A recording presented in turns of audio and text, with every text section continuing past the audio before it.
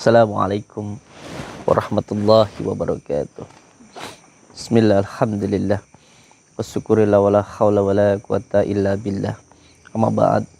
Saudara-saudaraku semuanya, subscriber, subbreaker dimanapun berada, semoga panjenengan semuanya selalu dalam lindungan Allah subhanahu wa ta'ala, mendapatkan rezeki yang berkah, barokah, berlimpah, bisa untuk pergi ke Mekah, ke Madinah, bisanya bisa buat beli sawah, dan menjadi keluarga yang sakinah, mawadah, warahmah, mendapatkan keturunan yang soleh dan soleh. Amin ya rabbal alamin. Saudara-saudaraku semuanya, malam yang berbahagia ini, alhamdulillah kita masih diberikan kesempatan untuk bersilaturahmi, saling menyapa, dan juga diberikan kesehatan, kenikmatan, nikmat bisa melihat, nikmat bisa berjalan, nikmat bisa duduk, nikmat bisa bernafas, nikmat bisa makan, dan lain sebagainya. Masya Allah, ini adalah suatu nikmat Allah yang luar biasa yang diberikan kita kepada Allah, yang diberikan Allah kepada kita. Ini ada suatu nikmat yang sangat luar biasa sekali. Masya Allah, nikmat kita bisa mendengar, nikmat kita bisa berbicara, nikmat kita bisa mencium, nikmat kita bisa berjalan, dan lain sebagainya. Masya Allah. Tetapi harus diingat, setiap nikmat yang diberikan Allah kepada kita ini nanti akan ada pertanggungjawabannya. Semua yang diberikan Allah kepada kita ini nanti akan ada pertanggungjawabannya.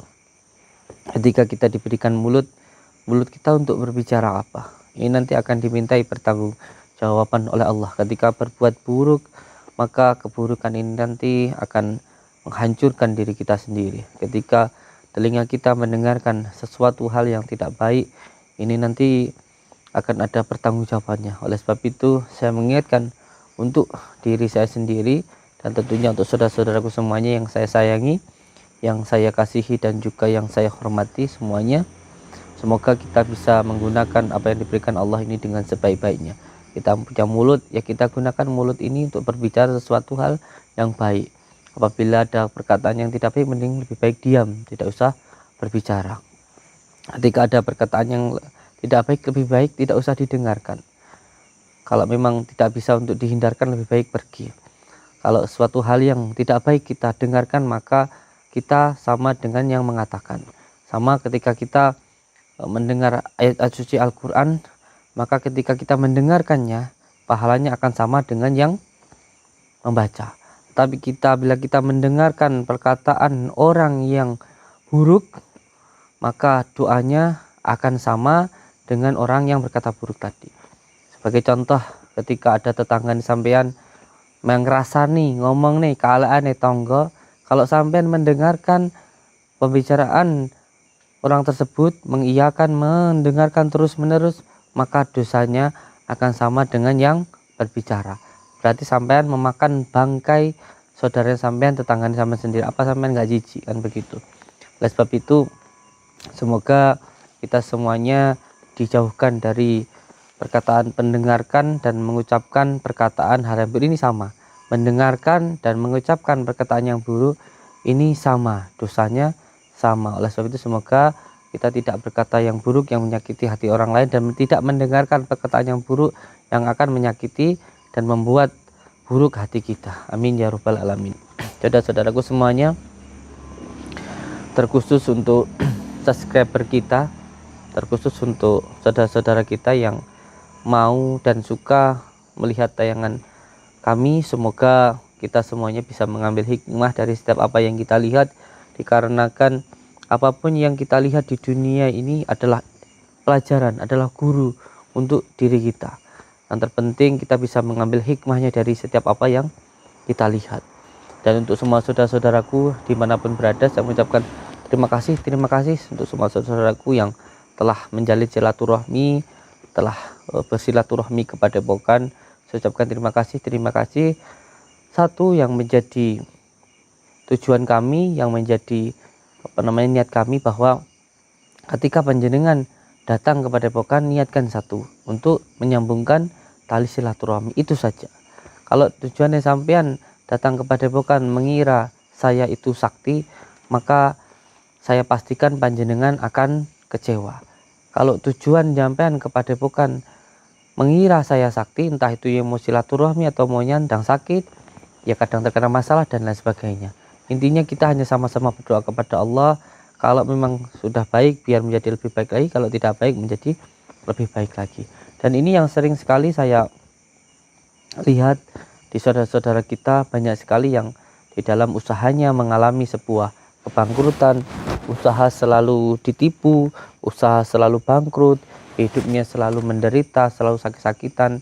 Ini biasanya mengatakan bahwa dirinya itu terkena santet, disumpetin rezekinya sama orang dan lain sebagainya. Padahal sebenarnya yang saya lihat kebanyakan, ini yang saya rasakan, penyakit-penyakit, gangguan-gangguan, musibah, usaha selalu bangkrut dan lain sebagainya itu bukan karena disantet orang ataupun dibumpeti rezekinya oleh orang, tetapi karena dosa terhadap orang tua. Ini yang paling banyak sekali menimpa saudara-saudara kita.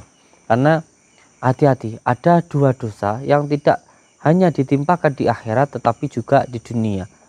Ada dua dosa yang tidak hanya ditimpakan nanti di akhirat tetapi juga di dunia.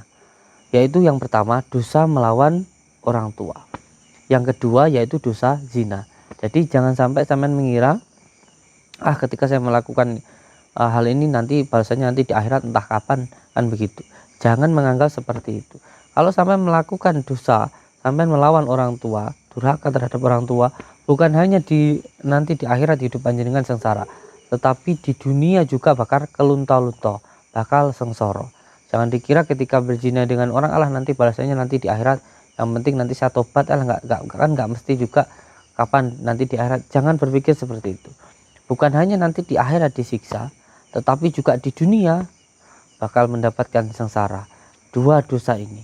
Jadi ini banyak sekali menimpa saudara-saudara kita. Oleh sebab itu di dalam pondok kita tidak hanya membicarakan, bukan hanya mengobati orang-orang yang terkena santet ataupun lain sebagainya. Bukan hanya mendoakan saudara-saudara kita yang terkena santet dan sebagainya, tetapi juga di dalam padepokan itu yang terutama ialah yang sholatnya bolong-bolong kita minta untuk istiqomah. Yang kedua, yang tidak pernah berzikir kita minta untuk berzikir. Itu yang paling penting. Yang pertama harus taubatan nasuha, itu dulu. Karena ketika kita naik kendaraan dan ketika naik kendaraan itu berasa tidak enak, jangan buru-buru mengatakan kalau itu diganggu oleh orang lain. Coba beriktibar dulu, bermuhasabah diri, bermuhasabah dulu. Apakah ketika berjalan ini jalannya sudah benar sesuai dengan di jalan raya, sesuai dengan ketentuan pemerintah atau belum? Kalau jalannya saja salah, ya sudah pasti jalannya nggak enak. Itu yang pertama. Yang kedua, apakah mobil itu sudah berjalan sesuai dengan ketentuan yang menciptakannya atau belum? Kalau mobil itu rem nggak digunakan, setir nggak digunakan, bos sepintar-pintarannya pasti nabrak, pasti ada masalah nanti di situ. Itu yang pertama. Dan yang ketiga, baru kalau sudah jalannya sudah benar, mobil itu sudah berjalan sesuai dengan ketentuan yang menciptakannya, dan ternyata masih ada yang salah, baru dikoreksi apakah ada yang menumpangi atau tidak. Dan yang menumpangi tadi ada 3 hal. Jadi tidak semuanya karena gangguan sihir. Gangguan goib itu ada 3. Yang pertama karena ain, yang kedua karena ketempelan, dan yang ketiga karena sihir.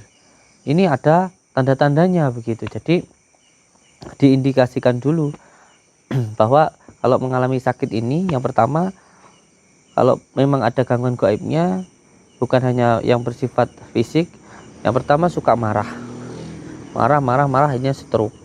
Yang kedua sedih yang terus menerus. Yang ketiga sering pelupa. Ini kalau ada 3 hal ini bisa dipastikan itu ada gangguan gaibnya. Dan yang dirasakan kalau yang karena ain itu bagian depan di kepala sini. Kalau karena ketempelan itu di bagian dada. Kalau karena sihir itu di bagian tulang belakang, di tengkuk, berat, kepala pusing bagian belakang, tulang ekor panas. Ini karena gangguan sihir, insya Allah. Dan sebab itu untuk semua saudara-saudaraku, yang paling penting, yang pertama ialah ridho dari orang tua. Itu yang paling penting. Bahwa banyak orang yang hidupnya sengsara itu bukan karena tidak didoakan oleh orang tuanya, bukan, tetapi karena anak tersebut tidak mau menyambungkan doa dengan orang tuanya. Jadi banyak orang yang sudah didoakan orang tuanya untuk menjadi orang kaya, bahagia hidupnya, sukses, tetapi karena tidak mau mendoakan orang tuanya, pada akhirnya doa anak tadi tidak sampai kepada anaknya. Ini sama seperti sholawat sebenarnya. Ketika kita sudah dicintai oleh baginda Rasulullah, ketika kita tidak mau bersolawat kepada baginda Rasulullah, hidup kita juga tidak akan selamat begitu. Karena apa? Sejatinya ketika kita membaca sholawat itu bukan untuk baginda Rasulullah. Baginda Rasulullah itu sudah dijamin oleh Allah mulia begitu. Nah, ketika kita membaca sholawat, sejatinya kita memuliakan diri kita sendiri begitu. Ketika kita membaca sholawat, maka kita menerima cintanya baginda Rasulullah di dalam diri kita, menyambungkan rasa cinta diri kita kepada baginda Rasulullah. Jadi kita itu sudah dicintai oleh baginda Rasulullah SAW berabad-abad yang tahun yang lalu. Kita itu hanya tinggal menyambungkan saja. Lalu menyambungkannya itu dengan apa? Dengan sholawat itu tadi. Ketika kita bersolawat, maka sejatinya kita membangkitkan Nur Muhammad, memesrakan Nur Muhammad yang ada di dalam diri kita. Kalau Nur Muhammad yang ada di dalam diri kita sudah mesra, maka seluruh dunia ini akan tunduk dan akan menjadi khodam atau pembantu untuk diri kita. Karena semuanya yang ada di dunia ini adalah khodam untuk diri kita, pembantu. Bukan kita yang diciptakan untuk dunia, tapi dunia ini diciptakan untuk diri kita. Itu yang menjadi kaji dirinya. Dan yang kedua, ketika kita mendoakan orang tua, sejatinya kita itu bukan mendoakan orang tua, tapi mendoakan diri kita sendiri. Ini yang tidak dipahami oleh saudara-saudara kita. Jadi banyak orang yang sukses di dalam usahanya itu bukan karena kerja kerasnya, tetapi karena doa dari orang tuanya. Dan banyak orang yang tidak sukses di dalam hidupnya karena tidak mendoakan orang tuanya. Padahal ketika dia mendoakan orang tuanya, itu seperti menyambungkan paralon ke dalam galon air yang besar yang sudah diberikan oleh orang tuanya tadi. Jadi ketika orang tua mendoakan anaknya, nah ketika itulah orang tua menampung sebuah galon besar.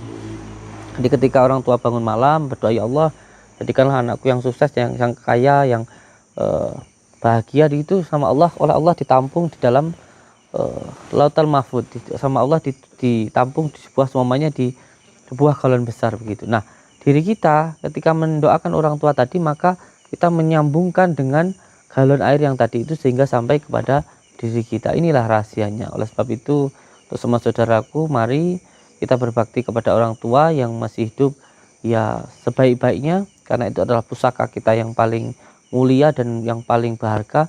Pusaka yang paling mulia itu bukan keris, bukan merah delima, bukan ijing bungkem, bukan jenglot dan lain sebagainya. Pusaka yang paling ampuh itu adalah orang tua kita. Maka yang masih punya orang tua, dirawat sebaik-baiknya, itu adalah pusaka panjenengan yang paling ampuh begitu. Dan yang sudah meninggal, jangan lupa untuk selalu didoakan orang tuanya. Itu adalah jalan kesuksesan panjenengan. Nggih. Amin ya rabbal alamin.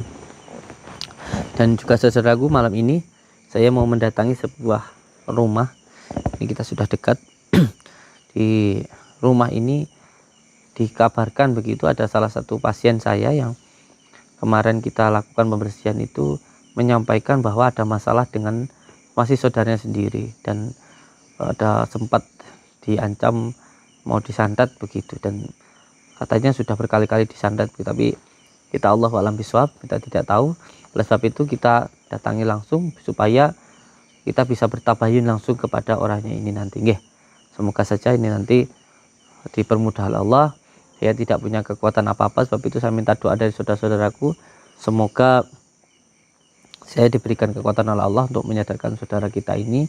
Dan tentunya jangan sampai kezaliman ini, jangan mentang-mentang punya ilmu sadat terus ganggu saudaranya begitu.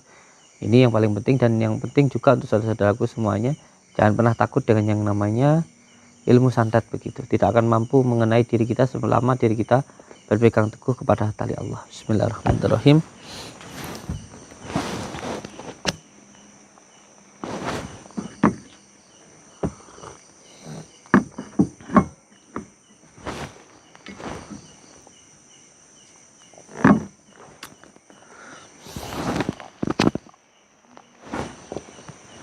Alhamdulillah.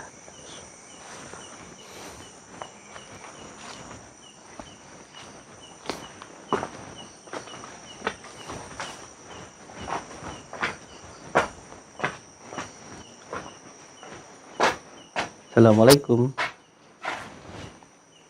Assalamualaikum. Nuwun. Amit. Siapa Nggih. iki? Saya Samsudin Saka dari ngendi? Blitar, saya dari Jawa Timur begitu.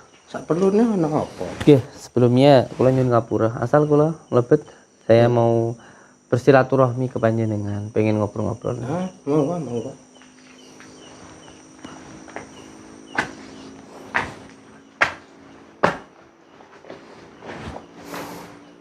Wis ngene iki panggonane. Nggih, sami mawon nggih kula nggih nggen rasa. Ya lek ana rokok-rokok ya sampean tak rokok-rokokan sik. Nggih. Sak durunge Bapak itakon, Nggih. sak pelurene ana apa? Nggih, amit. Rokoke. Nggih. Mau maksud sampean apa, Pak? Mboten jenengan mawon. Kula pun. Nggih. Sepindah nggih tujuan kula mriki silaturahmi dumateng panjenengan, menyambungkan tali silaturahmi ngoten.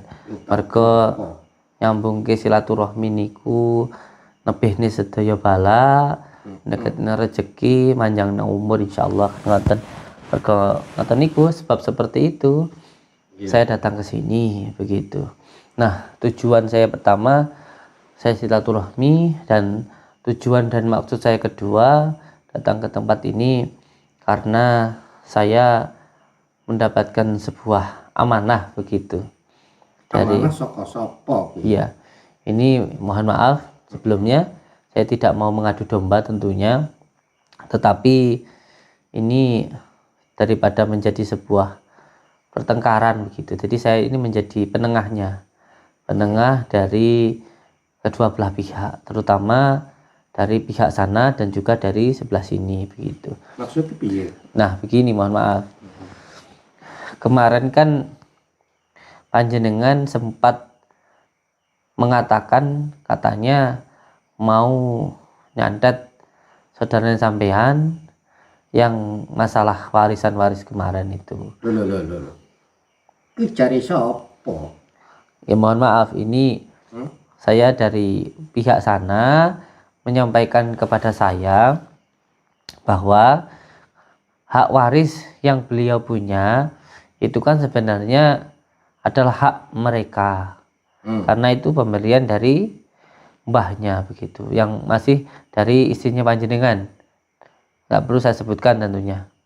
Nah, mereka ini ketika mempunyai hak itu, panjenengan kok jadi marah terus bilang mau nyantet itu gimana maksudnya?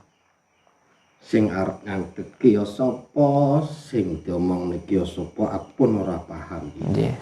Iki saya perjelas mawon nggih. Sapa jenenge? Nggih, saya perjelas mawon iki. Sebelumnya mohon maaf.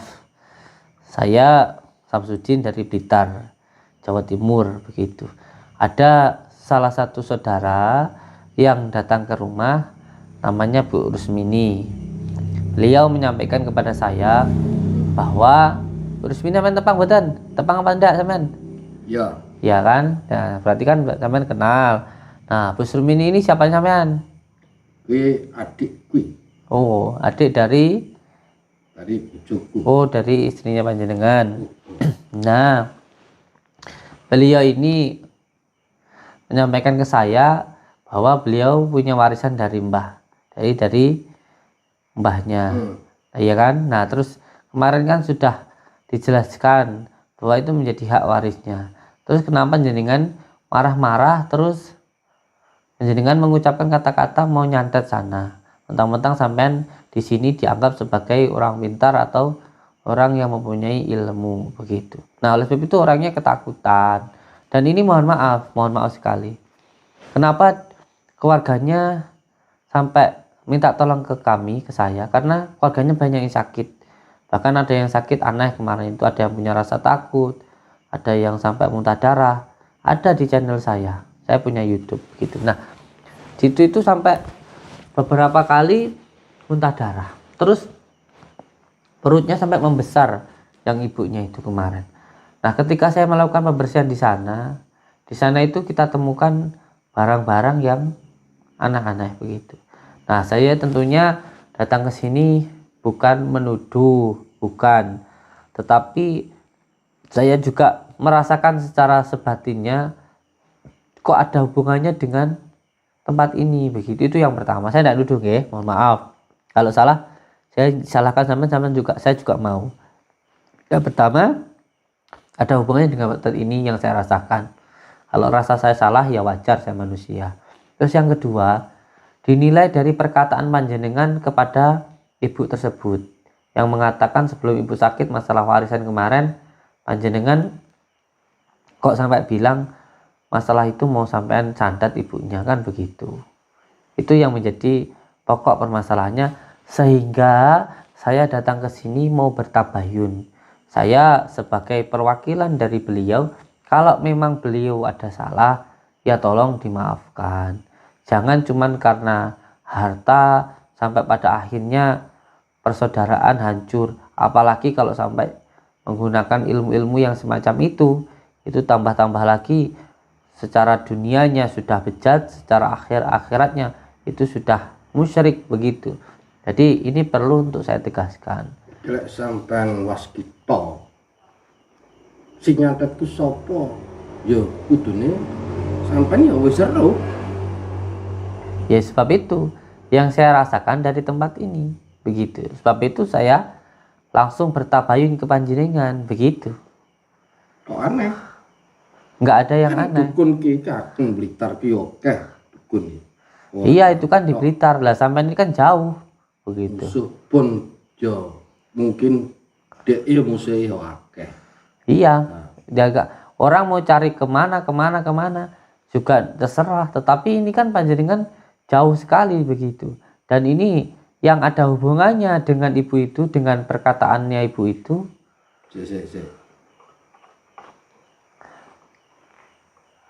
Aku taruhkan sih.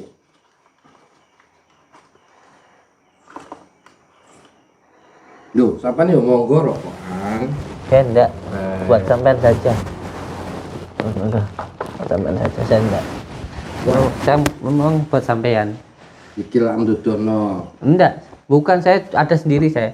Saya ngasih itu mau buat sampean. Silaturahmi itu sebagai olah-olah. Iya. Api ya podo rokok. Iya, monggo. Buat olah-olah saja.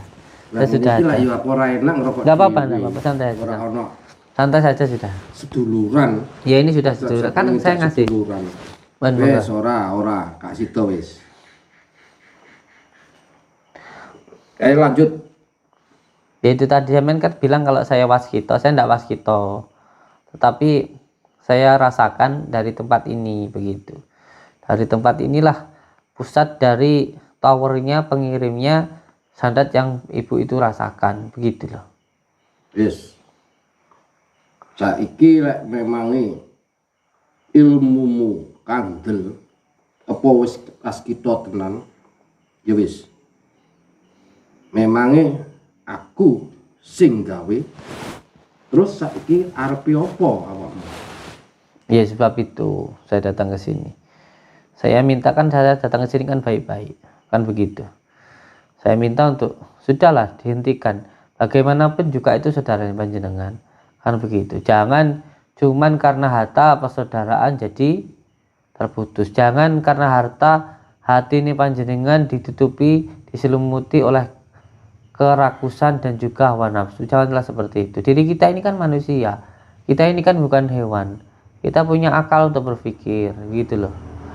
Malah kalau bisa harta itu kita berikan kepada saudara kita agar kita itu bisa lebih jadi saudara, bukan malah karena harta kita jadi lupa dengan saudara, kan begitu.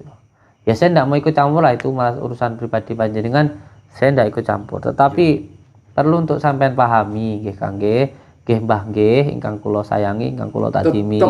Nek kanggone aku sampean termasuk wis campur tangan. Nek arep ngaduh. Kenapa saya nggak ikut campur? Gimana saya nggak ikut campur? Nah, sedangkan orangnya itu sakit, orangnya itu perutnya sampai membesar seperti itu. Siapa yang nggak ikut campur? Siapa yang nggak kasihan begitu? Gitu loh.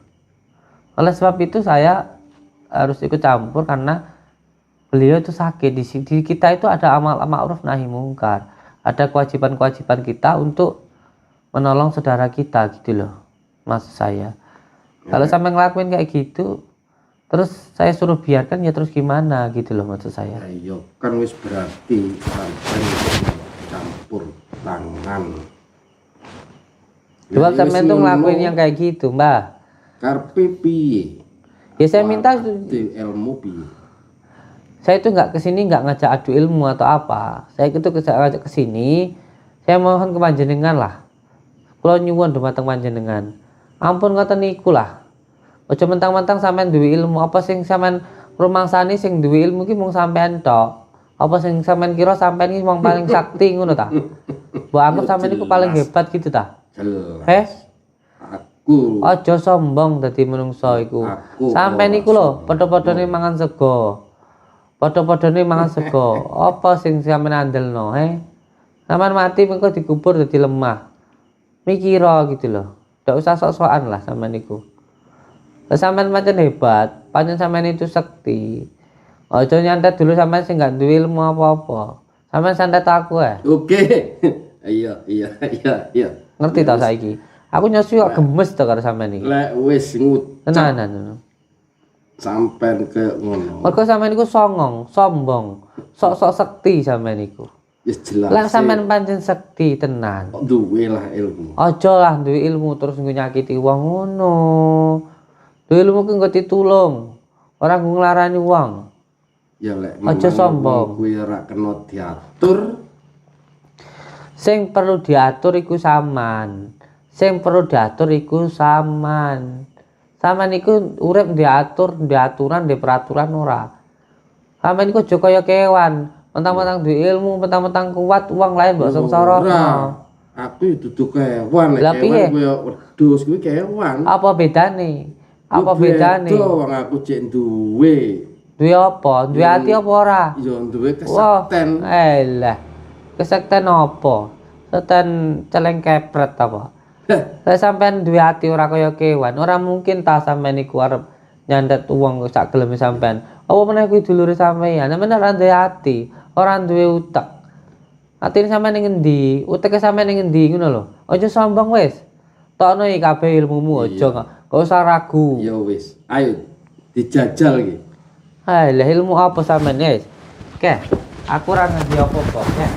Ayo, tokno kabeh pusaka-pusakamu keris-kerismu iki apa? Ya. Aku gemes karo wong model kaya sampean iki. Yo. Tak meneng tok ayo, tak ilmumu santetan aku sing paling kuat kono.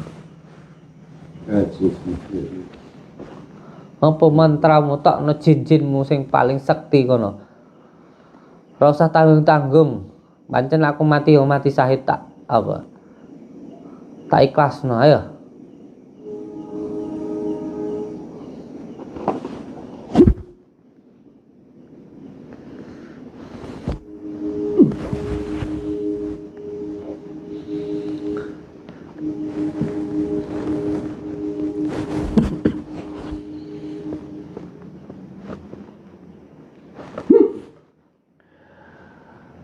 Ya Allah, kekuatan adalah kekuatan-Mu ya Allah.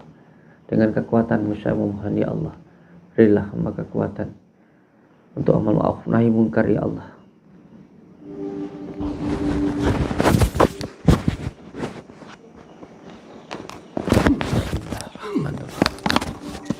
Allahumma shalli ala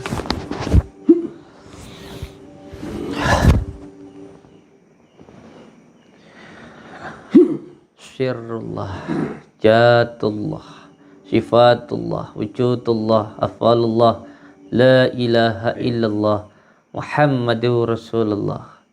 Syirullah, Jatullah, Sifatullah, Wujudullah, Afalullah, La ilaha illallah, Muhammadur Rasulullah.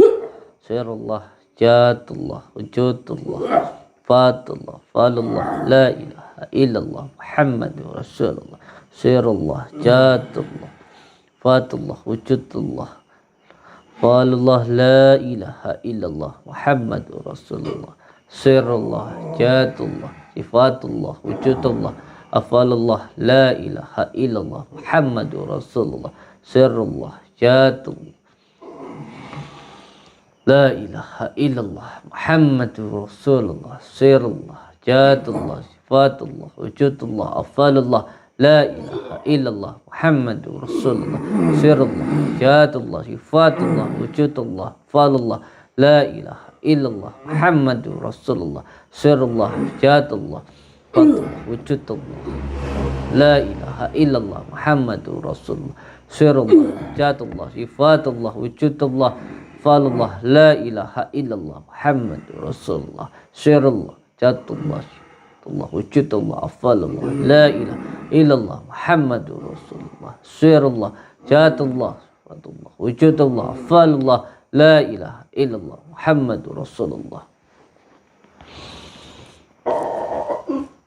Allahumma salli wa sallim wa barik ala sayyidina Muhammadin nuril yati wasiri sari fi sayyidil asma.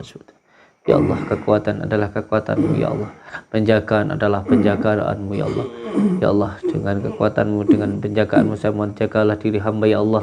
Tiada satu makhluk pun yang mampu menyakiti diri hamba kecuali atas izin dan mohon-Mu, ya Allah. Ya Allah, ya Rahman, ya Rahim. Saya memohon ridho dan mohon-Mu, ya Allah, ya Rahman, ya Rahim. Ya Allah, ya Allah, ya Allah. Ya Allah, ya Allah, ya Allah, ya Allah, ya Allah, ya Allah. Allah, ya Allah, ya Allah.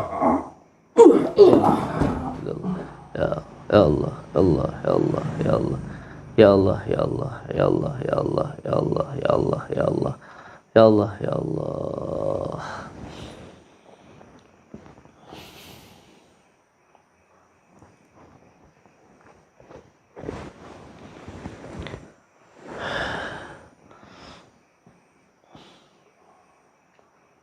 Alhamdulillah rabbil alamin. Bismillahirrahmanirrahim. Alhamdulillah. Iyyaka na'budu wa iyyaka nasta'in. Ihdinas siratal mustaqim. Siratal ladzina an'amta 'alaihim ghairil maghdubi 'alaihim waladdallin. Rabbi ighfirli wa li walidayya. Amin.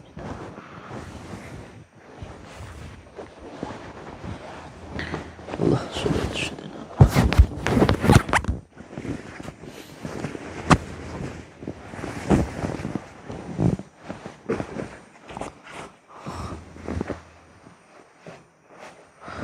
Masyaallah. Katanya punya ilmu kuat.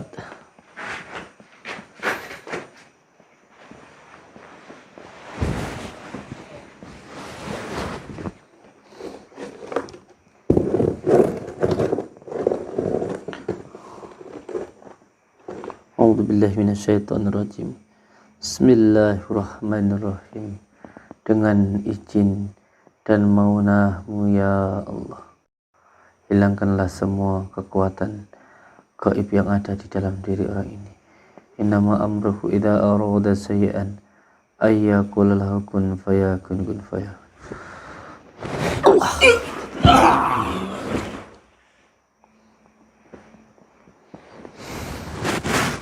Insyaallah.